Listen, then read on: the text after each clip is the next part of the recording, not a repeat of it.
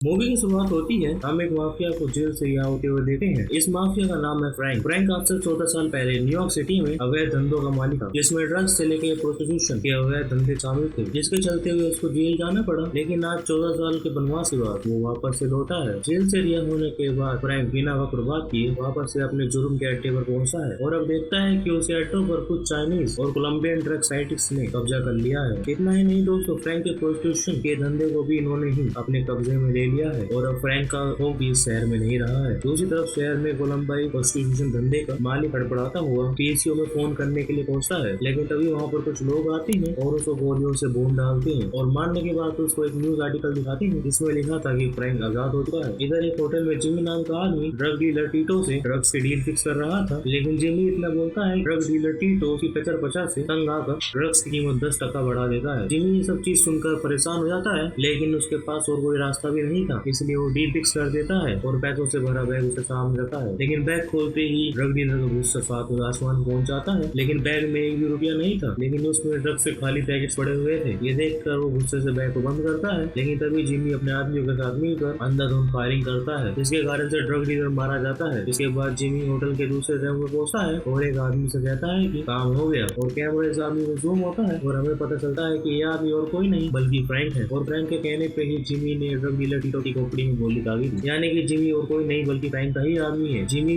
मदद के साथ साथ उसके कोलंबिया प्रोस्टिट्यूशन धंधे के मालिक की और टीटो की प्रॉपर्टी सभी पर कब्जा कर लेता है। इस वजह से फ्रैंक बहुत ही खुश होता है और इस जीत पर फ्रैंक और उसके आदमी घूमने लगते हैं। लेकिन तभी जिमी फ्रैंक को याद दिलाता है कि उसकी डेलेसियो नाम के एक मिडलमैन के साथ मीटिंग भी है। फ्रैंक भी डेलेसियो से मिलने के लिए एक्साइटेड था, इसलिए जल्द से जल्द ये मीटिंग वाली लोकेशन पर पहुंचते हैं। इस जगह पर शहर के बड़े बड़े राजनेता, वकील और दूसरे लोग आए हुए थे, लेकिन फ्रैंक बिना डर के अंदर घुस जाता है और हैरानी की बात तो ये थी कि बड़े बड़े पॉलिटिशियन वकील भी फ्रैंक का स्वागत कर रहे और फ्रैंक डेलेसियो को ऐसे जताता है कि उसको बिजनेस कैसे स्टार्ट करना है, इसलिए वो डेलेसियो से कहता है कि क्ले के साथ मीटिंग फिक्स करो और फिर कुछ जेनिफर के साथ मेट्रो में चला जाता है। इधर डेलेसियो फ्रैंक का मैसेज लेकर क्ले के पास पहुंचता है, लेकिन क्ले कोई मीटिंग फिक्स न करते हुए डेलेसियो को यहाँ से भगा देता है, क्योंकि डेलेसियो ने कल उसका मजाक उड़ाया था, इसलिए गुस्से में आकर वो डेलेसियो को बाहर फेंक देता है। इधर मेट्रो में फ्रैंक और जेनिफर का कार्यक्रम चालू था, लेकिन तभी यहाँ पर कुछ हिंदी चोर आ जो वैसे तो फ्रैंक और जेनिफर को ठगने के लिए आए थे, लेकिन जैसे ये फ्रैंक हाथ में बंदूक देखते हैं वैसे ही तुम दबाकर भागने लगे हैं। लेकिन फ्रैंक उनको मारने की जगह कुछ पैसे देता है और होटल में मिलने के लिए बुलाता है। और अब फ्रैंक भी वापस से होटल में आ चुका था और यहाँ पर फ्रैंक को पता चलता है कि क्ले ने उसके ऑफर को ठुकरा दिया है, जिसके कारण फ्रैंक को क्ले से मिलने के लिए जाता है। इस जगह पर पहले से ही क्ले और उसके कुछ बिजनेस पार्टनर बैठे हुए थे। फ्रैंक यहाँ पर आता है और खुद उसको उसके बिजनेस में शामिल करने के लिए कहता है, लेकिन क्ले को अपने बिजनेस में शामिल करने से मना कर देता है और साथ ही उसका मजाक भी उड़ाता है। इस वजह से फ्रैंक को गुस्सा आ जाता है और वो बंदूक निकालता है और क्ले को यहीं मार गिराता है। फ्रैंक क्ले को जब तक गोलियां मारता है जब तक इसकी जान नहीं जाती। ये देखकर बाकी के बिजनेस पार्टनर डर जाते हैं और क्ले की बॉडी देकर फ्रैंक को अपने बिजनेस में शामिल करने के लिए मान जाते हैं। और फिर फ्रैंक मेयर से मिलकर हॉस्पिटल की फंडिंग के बारे में पूछा है। दरअसल शहर में एक अस्पताल है जो कि फंडिंग की वजह से लंबे टाइम से बंद पड़ा हुआ है, इस वजह से लोगों को सही इलाज नहीं मिल पा रहा था, लेकिन फ्रैंक ऐसा नहीं चाहता। तो जब मेयर फंडिंग के लिए इनकार करता है तो खुद ही फ्रैंक $16 मिलियन इकट्ठा करने में लग जाता है और फ्रैंक जब के टेबल पे आता है और वाइन पीने लगता है, लेकिन तभी यहाँ मौजूद तीनों डिटेक्टिव टॉमी, रोनो, डेनिस फ्रैंक को पकड़ कर ले जाने लगते हैं। फ्रैंक का वकील इन तीनों डिटेक्टिव को रोकने की कोशिश करता है, लेकिन ये तीनों वकील को इग्नोर करते हुए फ्रैंक को एक सुनसान जगह पर ले जाते हैं। ये तीनों कार में रखी हुई एक बॉडी दिखाते हैं, लेकिन फ्रैंक इस बारे में कुछ भी नहीं जानता था। लेकिन डिटेक्टिव को शक था कि शहर में जिन 3 गैंगस्टर की मौत हुई है उनके पीछे फ्रैंक का ही हाथ है, क्योंकि उसके रिहा होने के बाद ये हत्याएं हुई हैं, लेकिन इनके पास कोई सबूत नहीं, इसीलिए ये लोग फ्रैंक को यहीं छोड़कर चले जाते हैं। दूसरी तरफ फ्रैंक के गैंग का मेंबर वोंग नाम के चाइनीज डील को बनाने की कोशिश करता है। वोंग मांग भी जाता है, लेकिन वो सारा पेमेंट कैश में करता है, क्योंकि वो जानता था कि फ्रैंक के पास अभी इतना पैसा नहीं है कि वो माल के बदले रोकड़ा दे सके। इसके बाद फ्रैंक का आदमी उसके सामने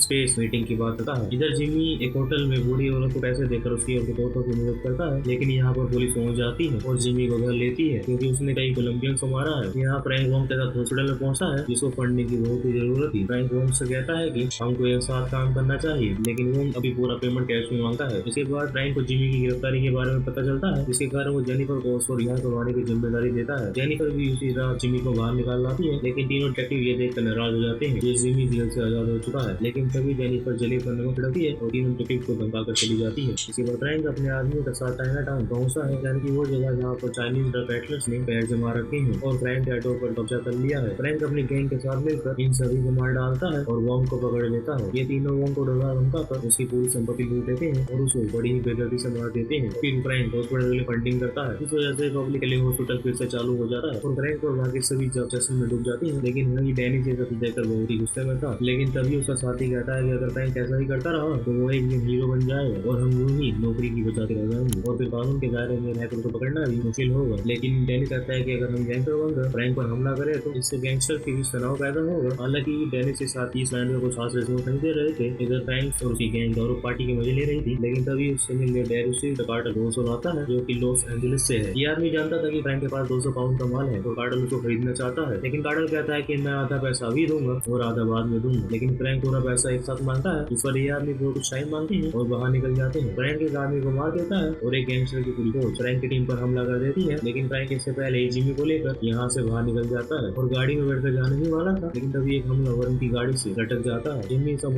कार को देता है कि ये पुलिस वाला है। इसी कारण वो उसको धक्का देकर नीचे गिरा देता है। इस वजह से पुलिस वाला मारा जाता है और अब गैंगस्टर की पूरी फौज फ्रैंक की गाड़ी को पीछा कर रही थी। तभी कैमरा गैंगस्टर की गाड़ी की तरफ घूमता है और हम देखते हैं कि ये तो डेनिस और टॉमी है। यानी कि गैंगस्टर नहीं, ये तो पुलिस वालों की फौज है। डेनिस और टॉमी फ्रैंक की गाड़ी पे फायर करते हैं लेकिन फ्रैंक इनको चकमा देने में कामयाब हो जाता है और ये उसको ढूंढते ही रह जाते हैं। लेकिन कुछ दूर जाकर फ्रैंक की गाड़ी का एक्सीडेंट हो जाता है और जिस वजह से डेनिस और टॉमी भी उसकी गाड़ी तक पहुंच जाते हैं। लेकिन फ्रैंक और जिमी फायरिंग करते हुए यहाँ से भाग जाते हैं। टॉमी जिमी के पीछे जाता है और डेनिस फ्रैंक की। लेकिन तभी जिमी टॉमी पर फायर करता है जिसको बचाने के लिए डेनिस जिमी को मार डालता है। लेकिन डेनिस अपने दोस्त को भी नहीं बचा पाता। यानी कि टॉम और जिमी दोनों मारे जा चुके हैं। डेनिस टॉमी की मौत से बहुत ज्यादा उदास होता है और अगले दिन उसके अंतिम संस्कार में जाता है। लेकिन वो अपने आंखों को कंट्रोल नहीं कर पा रहा था और इसलिए यहाँ से निकल जाता है। लेकिन वो ज्यादा दूर जाता तो उसको भी शूट करके मार दिया जाता है। इसके बाद हम फ्रैंक को देखते हैं जो अपने हेडक्वार्टर में जाता है। डेलिसियो को पकड़ के रखा था। डेलिसियो बताता है कि उसको पुलिस को खबर देने के बदले पैसे मिले थे, इसलिए फ्रैंक उसको कहता है कि उसको उसके पैसों के संग दफना दो। उसी रात रोए व्यक्ति जो अपने घर पे जाता है वो देखता है कि फ्रैंक वहाँ पर मौजूद है। फ्रैंक अपने सभी गुनाह कबूल करता है। वो बताता है कि मैंने एक को मारा है, चाइल्ड प्रोस्टिट्यूशन जैसे बिजनेस करता था और मैंने किंग टीटू और बाकी को मारे हैं। फ्रैंक कहता है मैंने यूं ही इनको नहीं मारा बल्कि ये लोग तो मरने के लायक थे, कोई चाहे कानूनी उनके साथ ही ना। फ्रैंक रोई को हथकड़ी बांधते जाने लगा है और कहता है कि अभी और लोगों को मारना है जो कि मरने के ही लायक है। फ्रैंक के जाते ही रोई को आजाद करता है और उनके पीछे पीछे मेट्रो में पहुंच जाता है जहाँ फ्रैंक रोई को भी मार डालता है। लेकिन इतनी भाग दौड़ फायरिंग के भी फ्रैंक भी बुरी तरीके से घायल हो चुका था। अब वो मेट्रो से बाहर जाता है और एक टैक्सी में बैठ जाता है। टैक्सी का ड्राइवर जब फ्रैंक के हाथ में बंदूक देखता है तो वो उसको अकेला टैक्सी तोड़कर बाहर निकल जाता है और पुलिस चिल्लाने लगा है। जिसके बाद पुलिस भी फ्रैंक को चारों तरफ से घेर लेती है। लेकिन फ्रैंक बहुत ही ज्यादा घायल था, इसलिए पुलिस जब उसको सरेंडर करने के लिए कहती है तो यानी तो वो भगवान को सरेंडर कर देता है। और यही हमारी मूवी खत्म होती है। जिसको पसंद है वीडियो को लाइक, चैनल को सब्सक्राइब जरूर करना। Thank you for watching.